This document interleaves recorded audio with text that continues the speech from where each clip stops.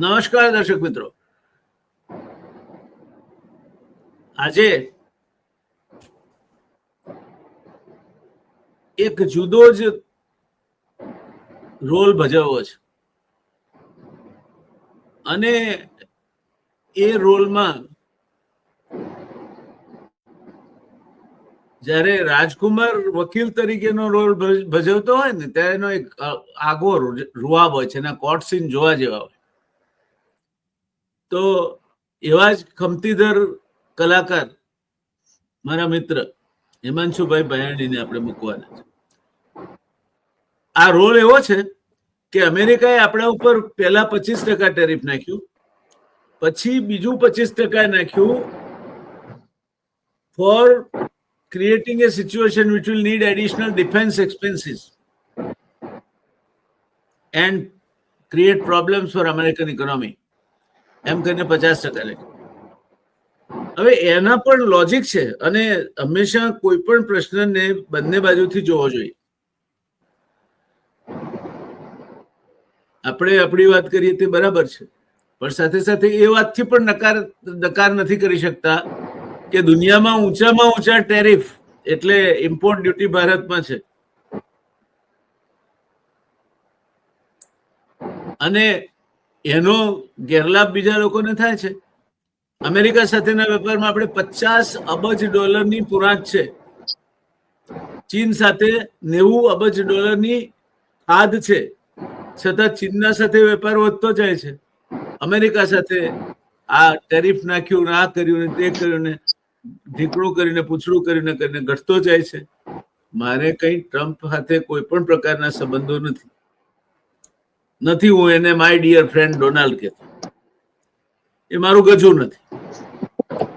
મારું ગજુ એક નાનકડી આ યુટ્યુબ ચેનલ પર નાનકડું અમથું ડિબેટ કરવાનું હું સમજુ છું અને દરેક વ્યક્તિએ પોતાની મર્યાદા સમજવી જોઈએ. પણ ડોનાલ્ડ હાવ ખોટો નથી. એ વાત એક તટસ્થ ચેનલ તરીકે, તટસ્થ પત્રકારિત્વના દાખલા તરીકે આજે તમારી સામે મૂકવી છે.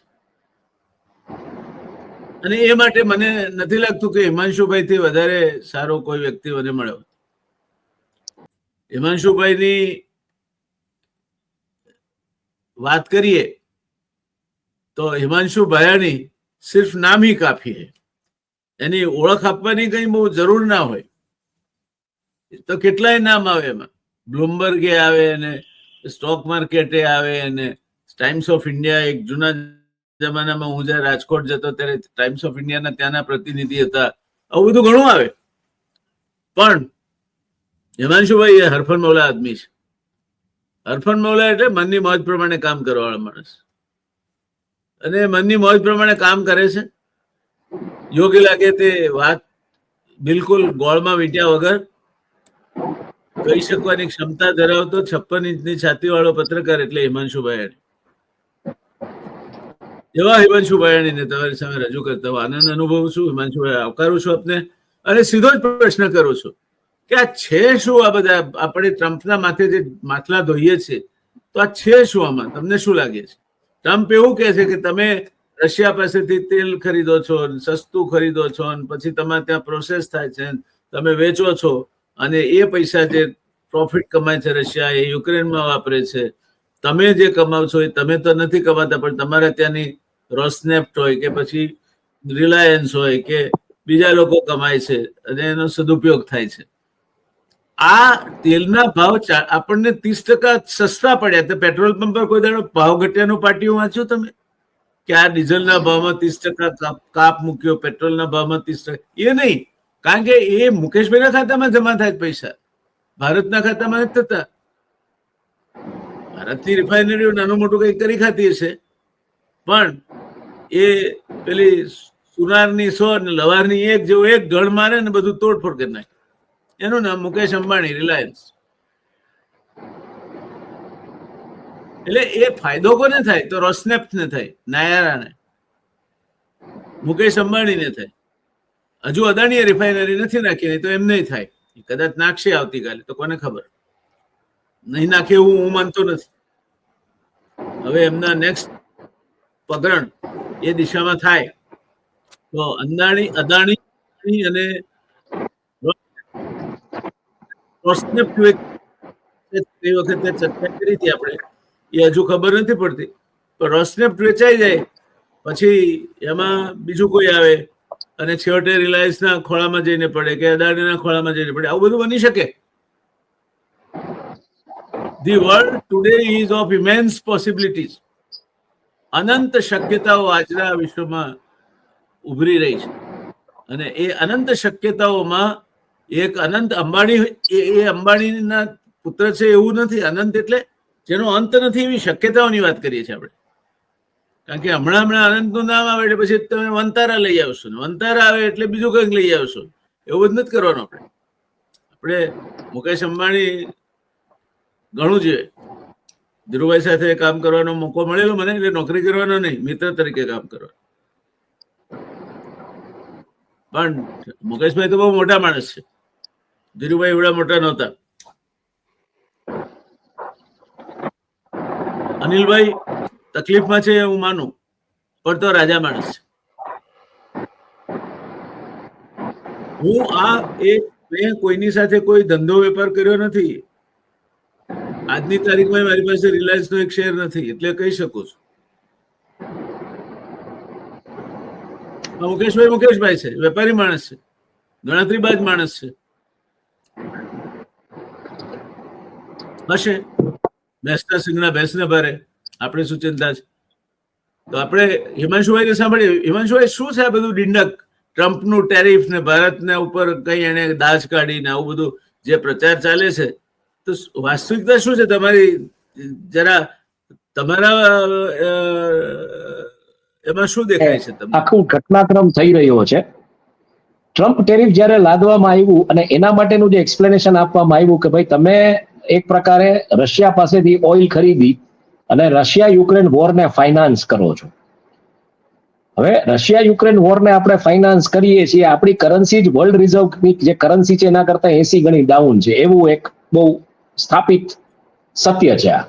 એટલે $1 બરોબર આપણા 80 રૂપિયા છે. એટલે આપણે જો એ વોર ફાઇનાન્સ કરવાનું હોય ડોલર કન્ટ્રીબ્યુશનમાં, તો ટૂંકમાં આપણે 80 ગણી તાકાત લગાડવી પડે, એ બહુ સ્પષ્ટ વાત છે. એટલે ત્યારબાદ સ્ટેટમેન્ટ આવ્યું મિનિસ્ટ્રી ઓફ એક્સટર્નલ અફેર્સમાંથી કે એ સ્ટેટમેન્ટ એવું હતું કે યુનાઇટેડ સ્ટેટ અમને આવી શેખીની સલામણોને, ટૂંકમાં આવી શેખીની સલાહોને શિખામણ એટલે ના આપે કે એક સમયે આ બધો ઓઇલ કાર્ગો એમ કે એનર્જી સિક્યોર રીએ રશિયા, એના માટે થઈને અમને લેવા માટે કીધું તો આ ડાયવર્ટ થયો તો યુરોપમાં. આજે યુરોપીય સંઘ અમને આ બધી સલાહને શેખ્યો એટલે ના આપે કે ભાઈ એ લોકો જે ધંધો ને વેપલો કરી રહ્યા છે રશિયા સાથે, એ અમારા કરતા મોટો છે. અને પછી વાત આવી હતી રેર અર્થ મેટલ્સની, પછી ઓલા બધા જ પ્રકારના જે પણ કાંઈ જેને કહી શકો તમે કે એનર્જી સિક્યોરિટીની કે યુરેનિયમની કે આ બધી કે આ અમેરિકા ખરીદે છે. એટલે એ એક આખું સ્ટેટમેન્ટ આવ્યું. પણ હવે ઇન્ટરેસ્ટિંગલી આ વોર છે, એ વોર મીડિયામાં કેવી રીતના એસ્ટાબ્લિશ થયું છે એનો ગઈકાલે એક પુરાવો મળ્યો ફિનાન્શિયલ ટાઈમ્સમાં. એટલે આપણે ગોદી મીડિયા કહીએ છીએ, પણ ત્યાં પણ ગોદી મીડિયા છે. અને ફિનાન્શિયલ ટાઈમ્સમાં આર્ટિકલ લખ્યો છે પીટર નવારો નામના. ફિનાન્શિયલ ટાઈમ્સ લંડનની વાત કરો છો? હાજી, ફિનાન્શિયલ ટાઈમ્સ લંડનમાં પીટર નવારો નામના એક રાઇટરે આર્ટિકલ લખ્યો છે. એનું હેડિંગ છે India's oil lobby is funding Putin's war machine that has to stop. એટલે અત્યાર સુધી ભારતમાંથી વાત આવતી હતી, હવે વાત આવી ગઈ ઇન્ડિયાની ઓઇલ લોબીમાં. ભારત સરકારથી ફોકસ શિફ્ટ થઈ અને આ હેડલાઇન એવું કે છે કે ઇન્ડિયાઝ ઓઇલ લોબી. હવે ઇન્ડિયાઝ ઓઇલ લોબીમાં કોણ આવે? બહુ સ્પષ્ટ વાત છે. અને ઓબ્વિયસલી ગવર્મેન્ટ કંપનીઝ જે કોઈ રશિયન ક્રૂડ ખરીદતી હશે. હા, પણ એ લોકો તો એક્સપોર્ટ કરતા નથી. બરોબર છે. અને હવે જેટલા ભાગમાં આવે, આમ તો મોટા બે જેને કહેવાય કે બે હાથી અથવા મગરમચ્છ, તો ન્યાયરા ને એનાથી મોટો હાથી એ રિલાયન્સ. હવે આ પરિસ્થિતિમાં જે પીટર નવારો જે છે, writer is a White House counsellor for trade and manufacturing. એટલે કેટલી હદે આંતરરાષ્ટ્રીય મીડિયા ગોદી મીડિયા થઈ ગયું છે એનો આ પુરાવો. હવે એમાં જે પોઈન્ટ્સ આપવામાં આવે છે, પોઈન્ટ્સની આપણે વિસ્તારે એટલે ચર્ચા કરવી પડે એમ છે. એટલે અંગ્રેજીમાં હું પોઈન્ટ્સ વાંચીશ તો ગુજરાતી પણ એનું કરીશ. પણ આજે ચર્ચા કરવાનો હેતુ દીધે રાખો તો મને સમજણ પડશે, બીજું કઈ નહીં. ના મને તો સમજણ કરતા આપણે આપણા દર્શકોને સમજાય એનું આપણે ઓલું વધારે રાખીએ. પણ એને એવું કીધું છે કે years how India Russia oil mathematic works, અને એને આખું એક કેલ્ક્યુલેશન આપ્યું છે કે ભારતનું અને રશિયાનું તેલનું જે ગણિત છે એ કેવી રીતે કામ કરે છે. American consumers buy Indian goods, એટલે એમ કે છે કે અમેરિકાના જે ગ્રાહકો છે એ ભારતીય સામાન ખરીદે છે જેના ઉપર ટેરિફ નાખવામાં આવ્યો છે. હવે ઈ સામાનમાં મૂળભૂત રીતે તમે જોવા જાવ તો આઈ મીન પોલિશ ડાયમંડ્સ છે, દવાઓ છે, અને બેઝિકલી તમે જોવા જાવ તો સોફ્ટવેરની જે સોફ્ટ પ્રોડક્ટ્સ તમે કહો જે ટેલેન્ટ આપણું કામ કરી રહ્યું છે પણ એ ખરીદતા નથી એટલે ખરીદે છે એની પાછળ આપણું ટેલેન્ટ છે. અને ઓટો સ્પેર્સ ની જે વાત છે તો ઓટો સ્પેર સસ્તા છે એટલે તમે ખરીદો છો, તમને મોંઘા પડે છે બીજી બધી જગ્યાએથી, અહીંથી તમને સસ્તું પડે એટલે તમે ખરીદો છો. India uses those dollars to buy discounted Russian oil.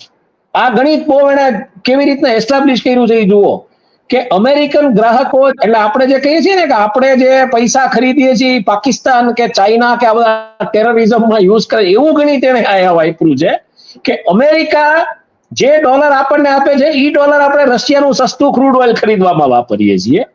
આપણે $50 બિલિયન એટલે 50 અબજ ડોલર, એને 87 ગુણીએ તો 7×5 = 35 અને 8×5 = 40 ને 3×43 4,350 અબજ રૂપિયા થયા, અથવા 4,350,000 કરોડ રૂપિયા થયા. બરોબર છે. હવે એટલે આ બધું આ મજા આવે એવું એટલે છે ને, એટલા કાલે આર્ટિકલ આપણે એક્સચેન્જ કરવા કીધું કે આના ઉપર આપણે ચર્ચા કરી. આ મજા આવે એવું ગણિત છે. Thank you. That Russian crude is refined and resold around the world by Indian profiteers in league while silent Russia partners, while Russia pockets hard currency to fund its war machine. હવે oil કોણ વેચે છે? Russia.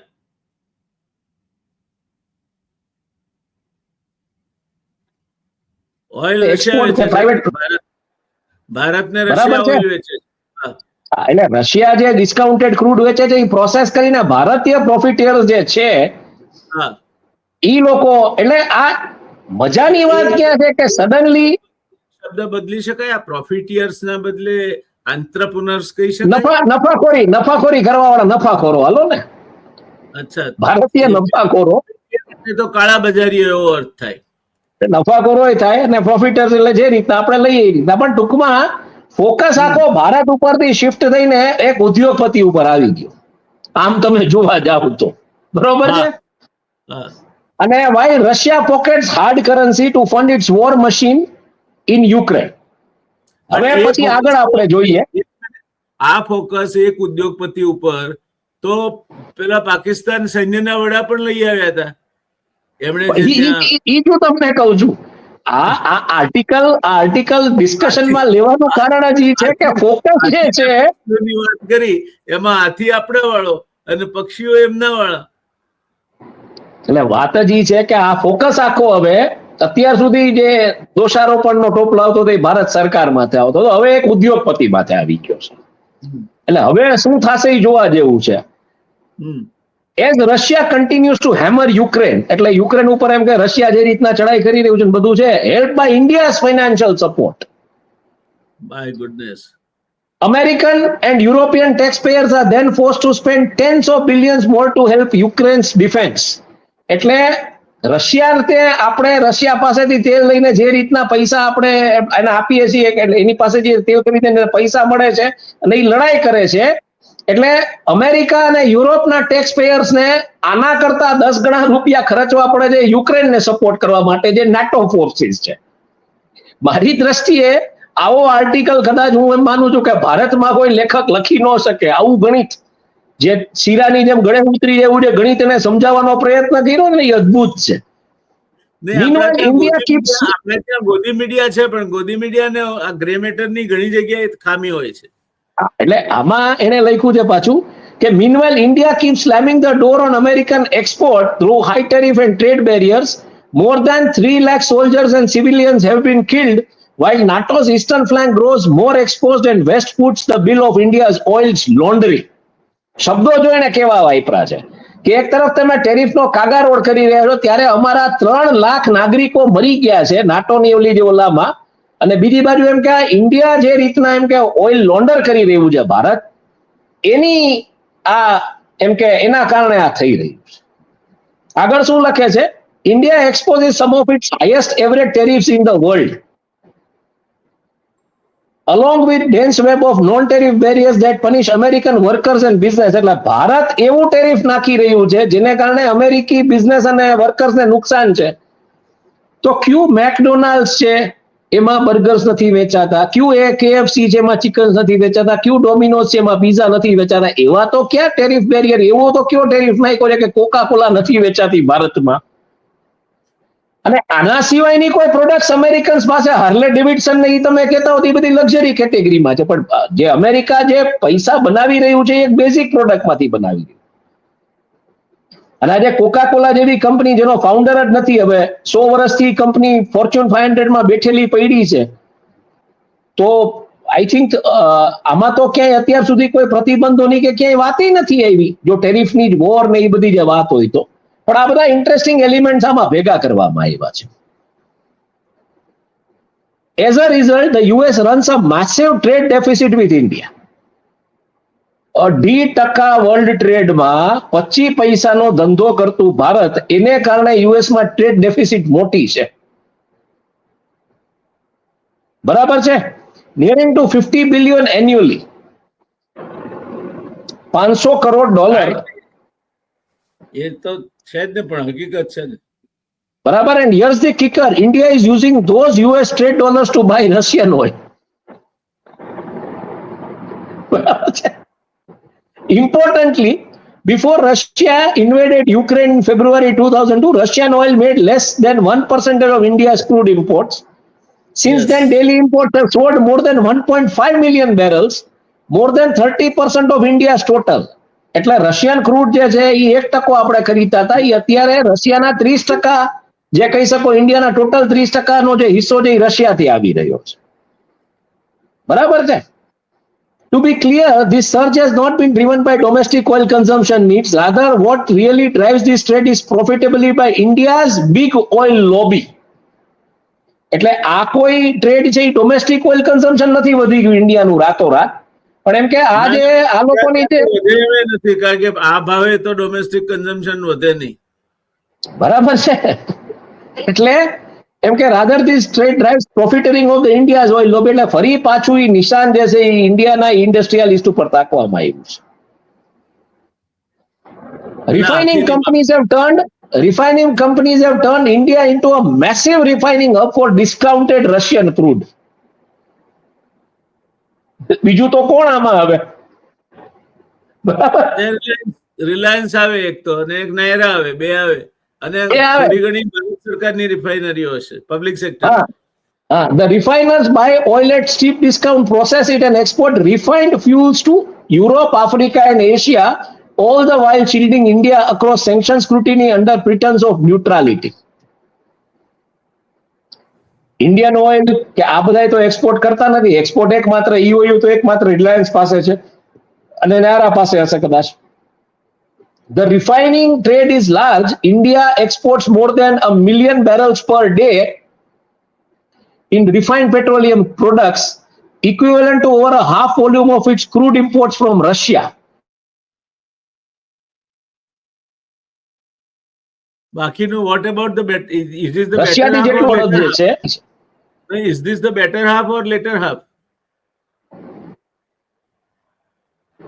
it later half. Okay. The proceeds flow to India's politically connected energy titans. અમેરિકાનો white હાઉસનો સલાહકાર એવું લખી રહ્યો છે કે આનો જે પ્રોસીડ્સ, આના પ્રોફિટ્સ છે, ઇટ ફ્લોસ વ્લાદિમીર પુટિન્સ વોર ચેસ્ટ. એટલે આ પૈસા જે છે એ ભારતની રાજનીતિ સાથે સંકળાયેલા જે ઓઇલના મોટા મોટા ધંધો કરનારા ખેલાડીઓ છે એને મળે છે, ને આ એના બદલામાં જાય છે વ્લાદિમીર પુટિનના ખજાનામાં. બરાબર છે? India efforts to isolate Putin's war economy. ચીનને જે આઇસોલેટ કરવાની સ્ટ્રેટેજી છે દુનિયાની, અવાજ આપણો ઇન્ડિયા કપાય એક્ટ્સ છે. As a global clearing house for Russian oil.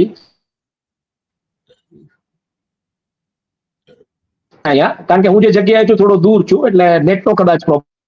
હા, થોડો અવાજ કપાય છે. For Russian oil, converting embargoed crude એટલે ભારત એક પ્રકારે રશિયન ક્રૂડ માટે ક્લિયરિંગ એક ક્લિયરિંગ હાઉસ તરીકે કામ કરે છે ને રશિયાનું ક્રૂડ લઈ અને પછી એને હાઉસ આપી રિફાઇન રહ્યું છે. કરીને યુરોપ ને મીન આફ્રિકા ને બધે રશિયન વેચે. મિલિટરી. હા હા, અને બીજી તરફ મિલિટરી એંગલ લઈ આવ્યા છે. ઇન્ટરેસ્ટિંગ છે. Meanwhile, India continues to rely heavily on Russian military hardware, with Russia supplying 36% of India's total arms imports between 2020 and 2024. એટલે પેટમાં ક્યાં દુખે છે? અમેરિકા પાસેથી નથી લેતા, એ પેટમાં દુખે છે કે રશિયાએ ઓઇલનો ધંધો કરીએ છે, એ પેટમાં દુખે છે. While India has increasingly turned to the France, US and Israel to meet its defense needs, those deals often come with strings attached. આ શબ્દ સમજવા જેવો છે કે while India is increasingly turned to US, હા બરાબર છે. For example, India has routinely demanded the US companies transfer sensitive military technology and build factories in Indian soil as a condition of sale.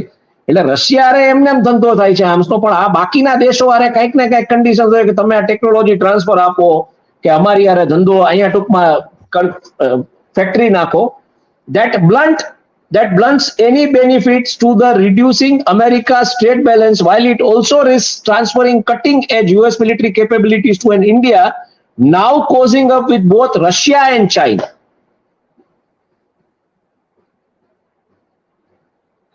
હવે બહુ interesting angle આ લોકો અંદર લઈ આવે છે. અત્યાર સુધી એ ટાર્ગેટ હતો, એક ઓઇલ લોબીનો જ લીડર હતો, જે કાંઈ હતું ઓઇલ લોબી હતી. હવે એ લોકો ઇન્ડિયન ગવર્મેન્ટને ટાર્ગેટ કરે છે કે ભાઈ ટેકનોલોજી ટ્રાન્સફર આપવામાં વાંધો નથી, પણ એ આપીએ તો પાછો એમ કે ભાઈ રશિયા ને ચાઇના હારે ગળે બળગી રહ્યા છે ને એમની વચ્ચે એક પ્રકારનો એક ગરમાવો છે, તો આ અમને પોસાય એમ નથી.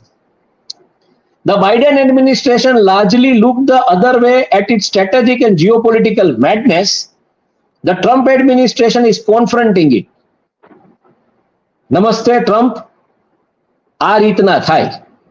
અબકી બાર ટ્રમ્પ સરકાર, અબકી બાર ટ્રમ્પ સરકારના નમસ્તે ટ્રમ્પ આ રીતના થાય. તમે જ્યાં એમ કહેતા હો કે ભાઈ આ તો આપણો દોસ્તાર છે ને હવે તો આપણું જ બધું હાલશે અને જે કાંઈ છે, તો ટ્રમ્પે અત્યારે તમને ક્યાં ભીડવી દીધા છે કે એનો વ્હાઇટ હાઉસનો એક સલાહકાર જે રીતના લખી રહ્યો છે બધું, આને તમે કેવી રીતના એડ્રેસ કરશો? નો ડાઉટ ઇન્ડિયન ગવર્મેન્ટે એડ્રેસ કર્યું છે કે ભાઈ તમે અમને સુફિયાની સલાહ આપો, તમે અમારા કરતા વધારે આ બધા પાસેથી લ્યો છો. પણ આ જે આખું રૂટિંગ છે ટ્રેડનું, આ જે ડોલર્સનું, આ જે કનેક્ટિવિટી આવી છે ઓઇલ ટાઇટન સાથે ને આ બધી, આને તમે એડ્રેસ કેવી રીતના કરશો? બરાબર છે. A recent executive order issued by Trump will impose 25% national security tariff on Indian goods to address the threat posed by India's continued importation of Russian oil. એટલે નેશનલ સિક્યોરિટી થ્રેટ અમેરિકાને ભારતને કારણે છે જ ને, બિચારાએ કહ્યું તો ખરું, તમે રશિયાને એને મદદ કરો કારણે છો. 25% threat. The new tariff in addition to 25% reciprocal tariff already in place. એટલે 50% થયું હતું. બરાબર. હવે તમે વિચાર કરો કે this too prolonged policy will hit India where it hurts. It accesses the US markets even as it seeks to cut off financial lifeline. It has extended to Russia's war effort. If India wants to be treated as strategic partner to the US, it needs to start acting like one. આને ધમકી કહેવાય. Diplomatic ભાષામાં આ ધમકી આપવામાં આવી છે. આ આર્ટિકલનો રિસ્પોન્સ મને નથી લાગતું કે મિનિસ્ટ્રી ઓફ એક્સટર્નલ અફેર્સ આપી શકશે.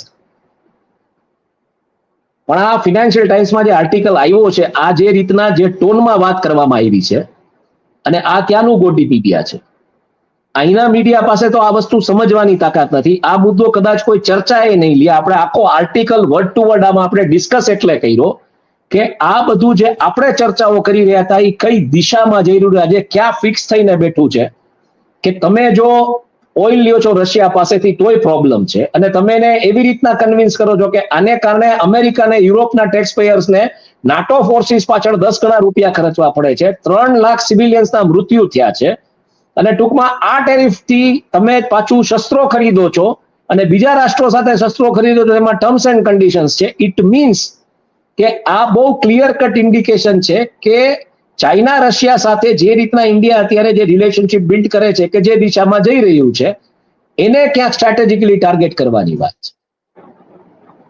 અને આ પરિસ્થિતિમાં મને નથી લાગતું કે તમે ચાઇના ઉપર પણ હવે રિલાય કરી શકો.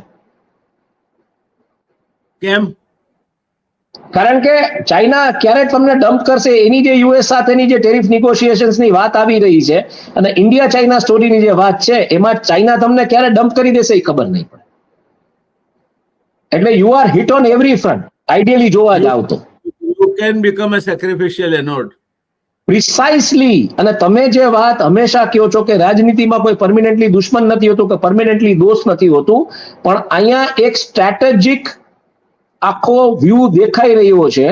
અને ચાઇના ક્યારે ક્રોસ આઉટ, કારણ કે ચાઇનાની હમણાં જે આઈ થિંક એક જ મિનિટ, ચાઇનાનું એક સ્ટેટમેન્ટ આવ્યું છે, એ હું તમને વાંચી સંભળાવું. એ બહુ સમજવા જેવું સ્ટેટમેન્ટ છે, કારણ કે એમાં પણ આ વાત આવી છે. અને એ લોકોએ ચાઇનાએ પાછી એવી ગેરંટી આપી છે કે રેર અર્થ મેટલ્સ એના માટે અમે તમને મદદરૂપ થશું. એટલે આ મુદ્દો સમજવો પડે એવો છે. અને એ જસ્ટ હું એક તમને અત્યારે આ પરિપ્રેક્ષમાં આપણે વાત કરીએ છીએ ત્યારે એ લઈ આવું એ મુદ્દો. એક જ સેકન્ડ, મેં આજે વાંચ્યો તો એ મુદ્દો એટલે મને ખ્યાલ છે.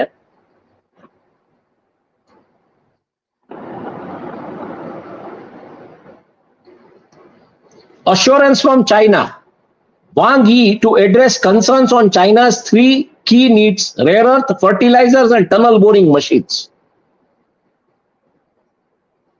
ચાઇના ભારતની રેર અર્થ મેટલ્સ માટે એક પ્રકારની એશ્યોરન્સ આપે છે. આ વાત ગળે ઉતરે એવી છે. જે ચાઇના મુનીર સાથે હેન્ડ્સ ઇન ગ્લવ્સ છે બલોચિસ્તાનના રેર અર્થ મેટલ્સ માટે, જ્યાં અમેરિકાની ઓલરેડી નજર છે, ઈ China addresses concerns on India's 3 key needs: rare earth, fertilizer and tunnel boring machines.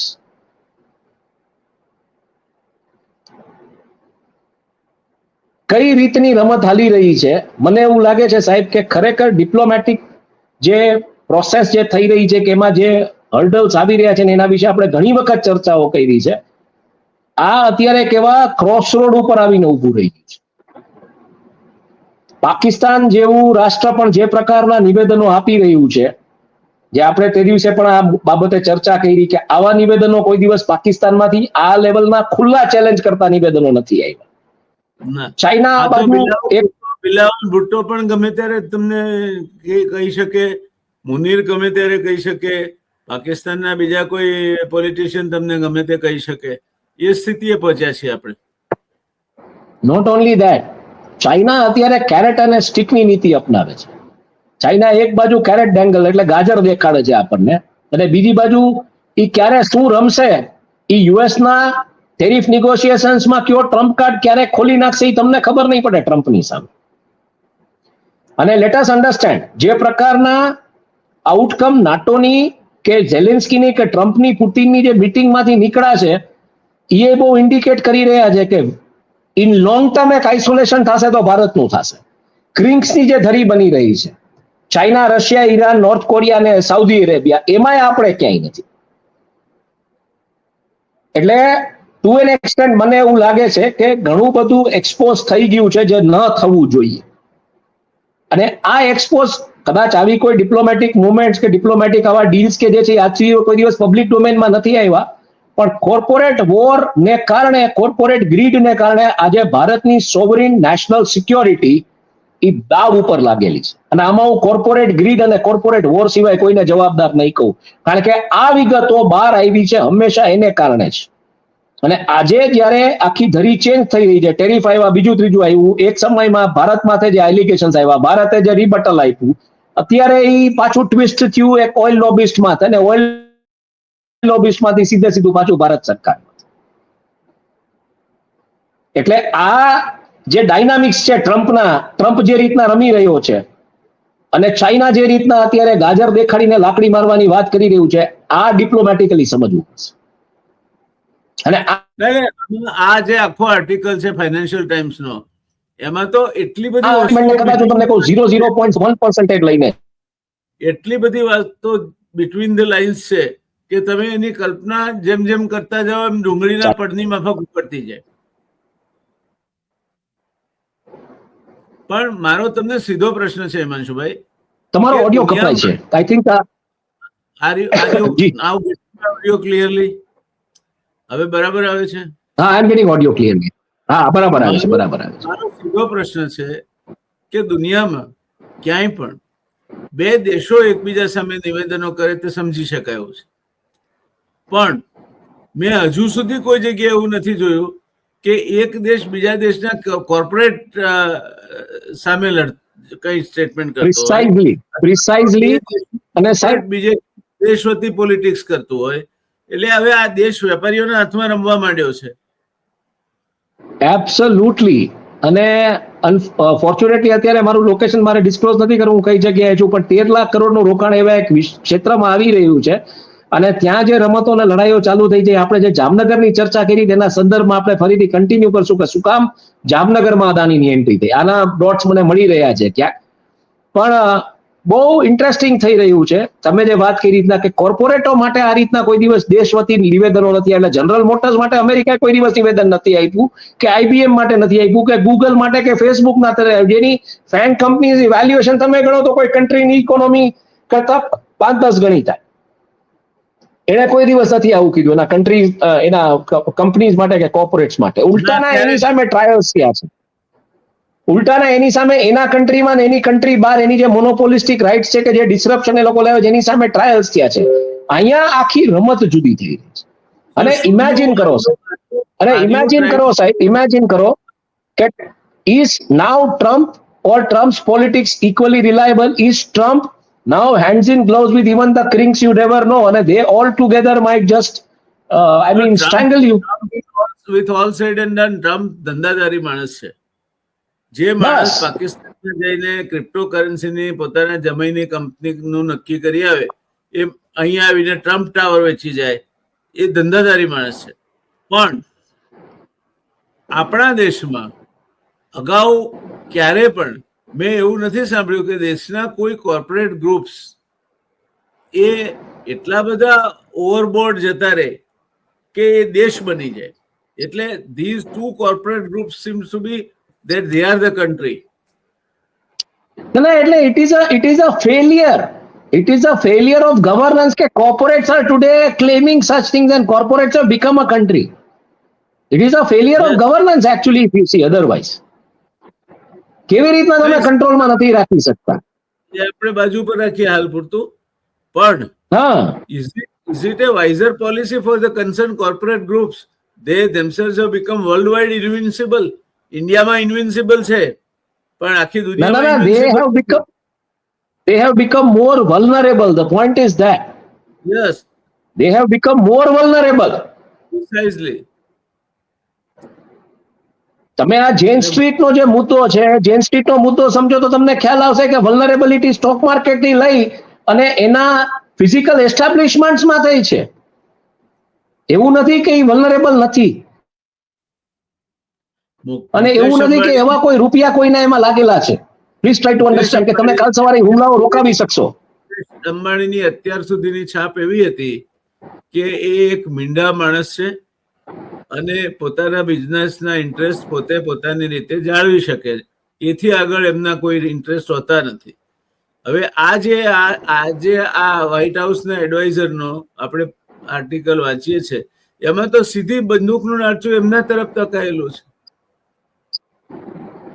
હું પહેલી વાર જોઉં છું power is directly taking a pot shot at the largest group in India. તો મુકેશભાઈ ક્યાં ભૂલ ખાધી એમ? એટલે ચર્ચામાં ન રહ્યો, ડિપ્લોમેટિક આઉટરીચમાં બહુ હરખ પદુડા ના થાવ, એ સમજી શકાય એવી વાત હતી. જે પાછલી સરકારોને ક્રિટિસાઇઝ કરવામાં આવતી હતી કે આ બહુ નથી કઈ કરતા, તે સાયલેન્ટલી જાય છે, પણ આ હરખ પદુડા થાવ અને પછી આઉટ ઓફ કંટ્રોલ થઈ જાય ને પછી તમારી કન્ટ્રીની જે સોવરિન એક પ્રકારની જે ઇકોનોમિક સિક્યોરિટી છે એ વલ્નરેબલ થાય, તો એના માટે જવાબદાર કોણ? અને માય પોઈન્ટ ઇઝ ધેટ કે આ કોઈ એવા ઇન્ટરનેશનલ રૂપિયા નથી લાગ્યા કે આ વલ્નરેબલ થતા કોઈ અટકાવી શકે. એટલે આ એક આખું જુદું ઇક્વેશન ને જુદું પરિમાણ ઊભું થઈ રહ્યું છે. સિવાય પણ રિલાયન્સ ને કઈ પણ આપત્તિ આવે આ દેશમાં તો એમની પાસે વિદેશોમાં જવાના થાણા છે, પણ વિદેશી સત્તાઓના સામે પડીને એ કોઈ થાણામાં સલામત નથી. એટલે ક્યાંક સાહેબ જે ફાઈવ આઈ નેશન્સ છે ને એમાં કઈક ફાઈવ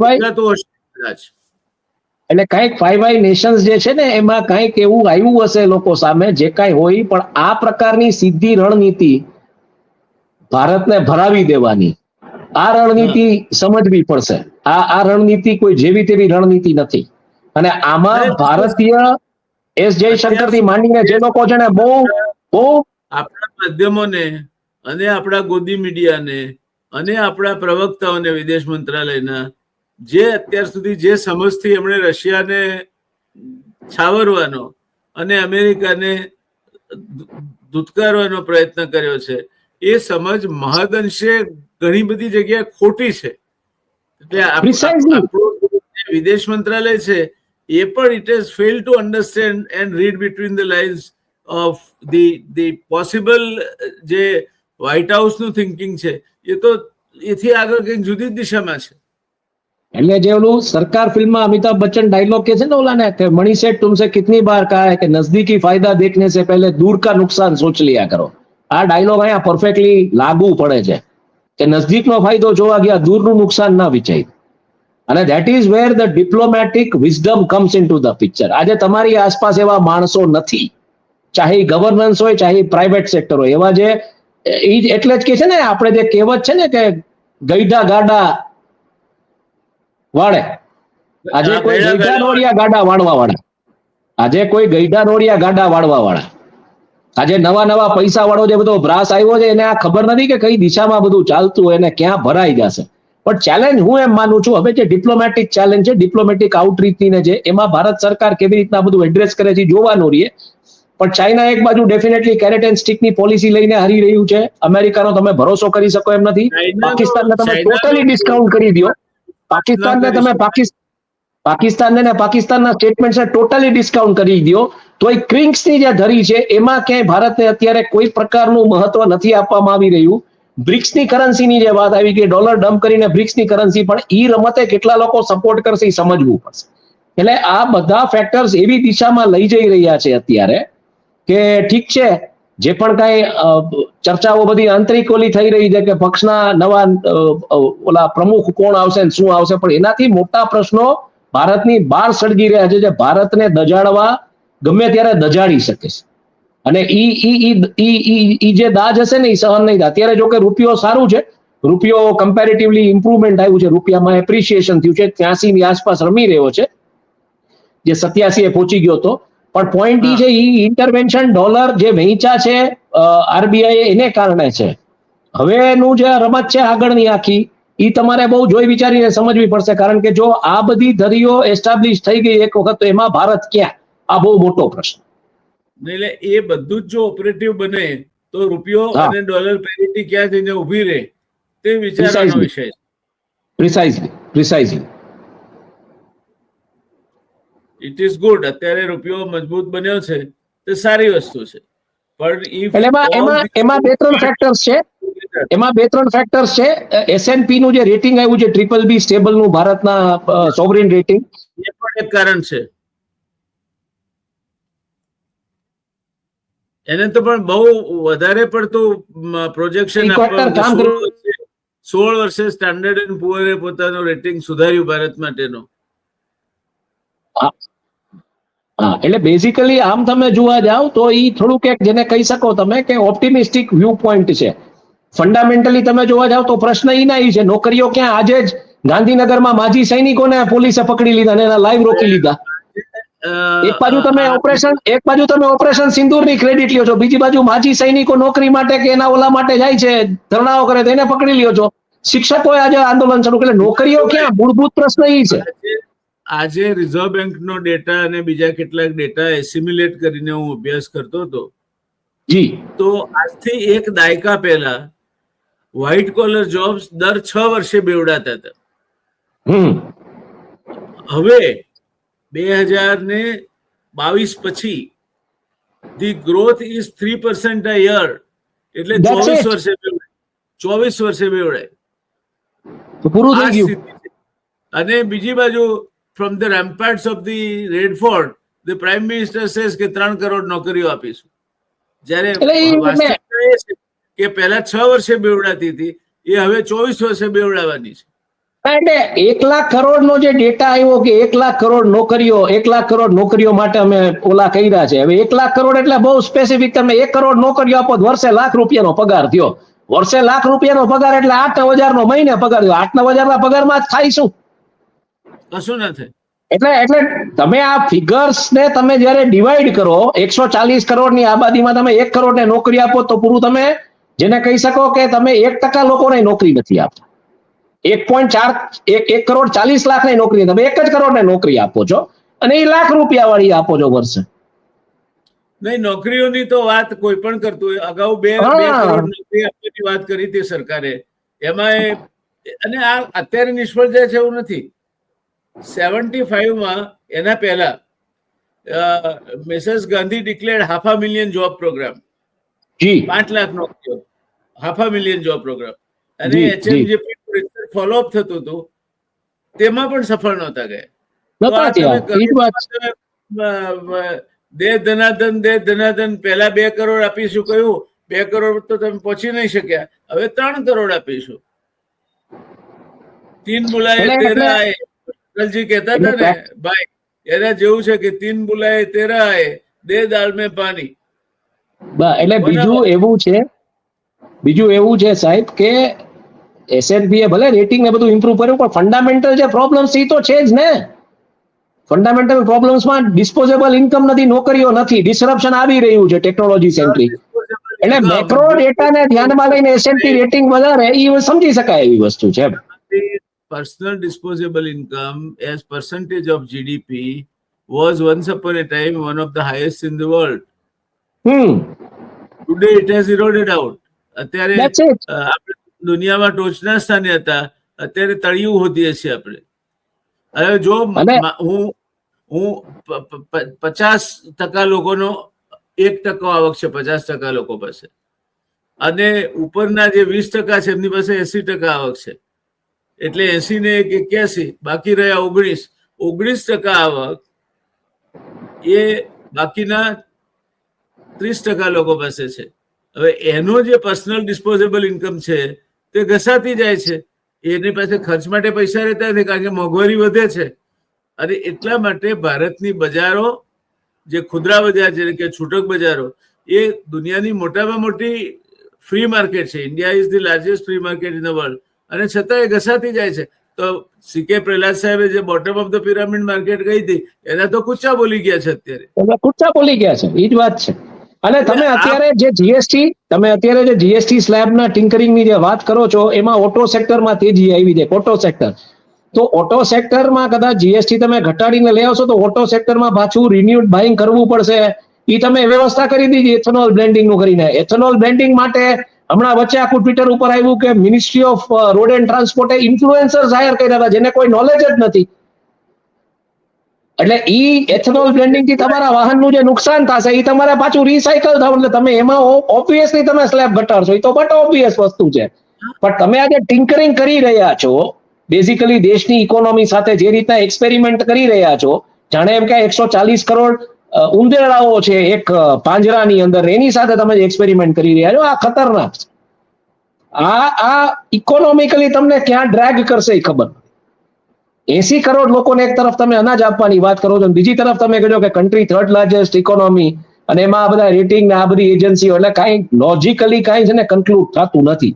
અને એમાં આ બધા એક્સટર્નલ ફેક્ટર્સ ખતરનાક રીતે આકાર લઈ રહ્યા છે, જે હવે દેશના વેલ્થ મેકર્સને ટાર્ગેટ કરે છે. દેશના વેલ્થ ક્રિએટર્સને ટાર્ગેટ કરે છે. 60% અત્યારે મધ્યમ વર્ગની 60% આવક તો ખોરાક અને એસેન્શિયલ્સ માં જતી રહે છે. દવાઓ, ખોરાક ને એસેન્શિયલ. પ્રિસાઇઝલી બચતના નામે કઈ નથી એની પાસે. એટલે બચત તો રહી નથી. બચત રહી નથી એટલે બજાર ઉપર સીધી અસર દેખાવાની છે. એટલે અને ઈ પરિસ્થિતિમાં ડિપ્લોમેટિકલી હવે કન્ટ્રીના વેલ્થ મેકર્સને તમે ટાર્ગેટ કરો છો. જે તમે કીધું ને આ ખતરનાક છે. આ પરિસ્થિતિ ખતરનાક છે. વેલ્થ મેકર્સ તો એમની જાતે આ બેલ મુસ્કો માર કરી રહ્યા છે. They have grown over confidence છે. સાચી વાત. Over confident and over ambitious. એટલે But I think where is the light at the tunnel, at the end of the tunnel? Where is the light at the end of the tunnel? એ કઈ અત્યારે દેખાતું નથી. ના, નથી. અને એટલે આ એક અનિશ્ચિતતા છે. છોડો, 80% લોકો દેશના જેની પાસે માંડ કઈ છે, 50% પાસે દેશની 1% સંપત્તિ છે. બાકીના 30% પાસે દેશની 18% સંપત્તિ છે.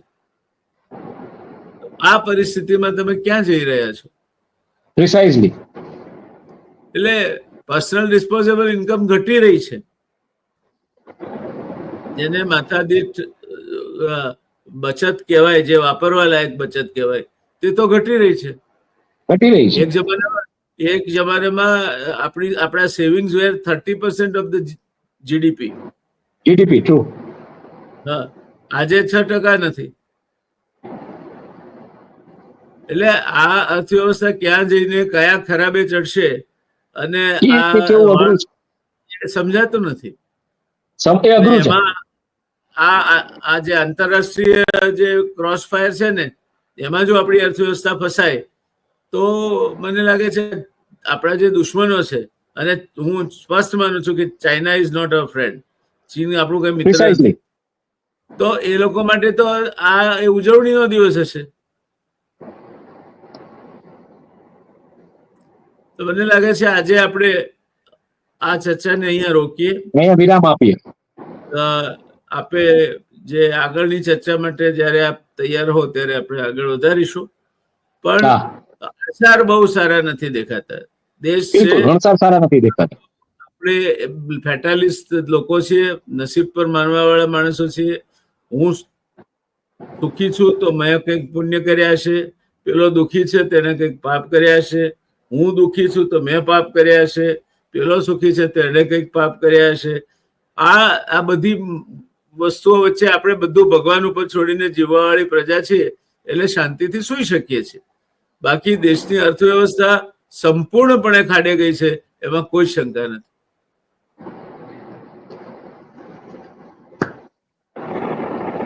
પણ આઈ થિંક આવા મુદ્દાઓ પર લઈને આપણે ચર્ચા કરતા રહીશું, કારણ કે આ વસ્તુઓ જ આપણે હાઇલાઇટ કરવાની છે પબ્લિક. નહીં, આપણે તો નિષ્પક્ષતાથી મૂકીએ છીએ. તમે એટલું આપણે કરી શકીએ, એથી વધારે આપણે કઈ કરી શકીએ? બિલકુલ નહીં. અને આપણે એથી વધારે નથી કરી શકતા એ બાબત સભાન પણ છે. ઘણા માણસોની મર્યાદાઓ હોય છે, પણ મર્યાદાઓ પ્રત્યે લોકો સભાન નથી હોતા. એટલે પેલી દેડકી દારૂ પી ગઈ તો કે હવે દરિયો પી જાવ. બસ એમ. ઘણી દેડકીઓ આ દેશમાં દારૂ પી ગઈ છે અને હવે દરિયો પીવા નીકળી છે. એમના કારણે દેશને અને દેશના સામાન્ય માણસને શું વેઠવું પડશે એ આવનાર 10-20 વર્ષમાં ખ્યાલ આવશે. બહુ લાંબુ જોવાની જરૂર નથી. બિલકુલ. ધન્યવાદ. છે. ધન્યવાદ. આપે સમય ફાળવ્યો અને જોડાયા અમારી સાથે. અમારા વતી, અમારા દર્શક મિત્રો વતી ખૂબ ખૂબ આભાર ભાઈ આપનો. મળતા રહીશું. Take care. આવજો.